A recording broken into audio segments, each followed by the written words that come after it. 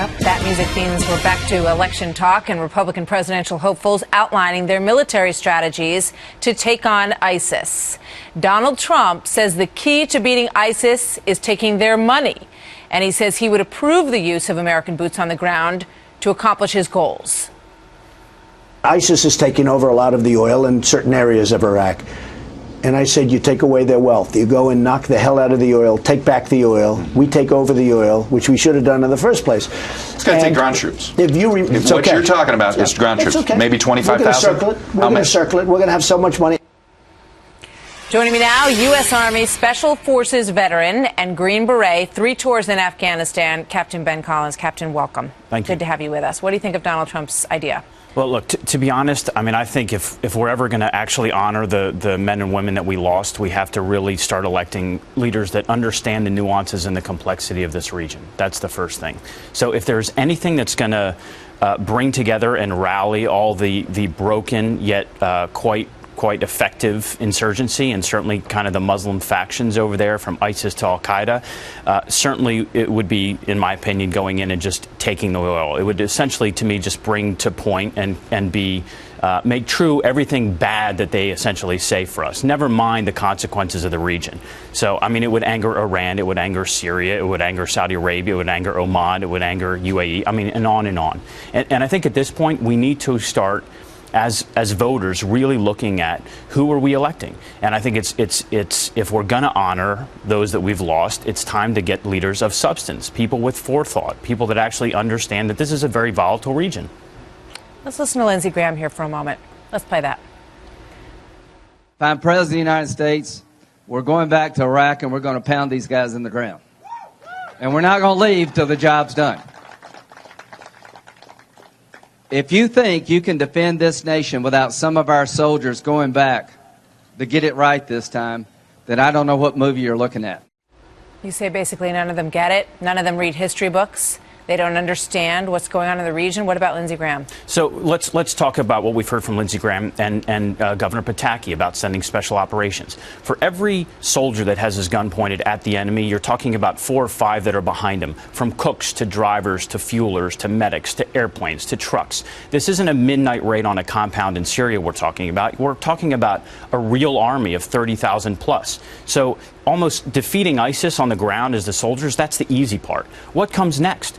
So how are we going to, if we push them out of Iraq, they're going to go into Syria. Do we have a plan for Syria? Well, if we go after Syria, it means we're going after Assad, which is going to anger the Iranians, which is going to, this is a very complicated thing. So, and this is a civil military solution that is required. It's not just a military one. But what about the thinking that, you know, there are 25,000, 30,000 members of ISIS, they're replenishing themselves all the time as we knock some of them off the battlefield, that because they're such a heinous organization that we have watched behead Westerners on you know, in horrific videos, that they need to be taken out, that it's the moral responsibility of the United States of America to take them out. And many military leaders have said, you know what, unleash us and we can take them out in 6 weeks. Yeah, and I have no doubt, and I actually agree with that. I think we do have a moral imperative. I mean, ISIS has brought atrocities to a level that we haven't seen in years.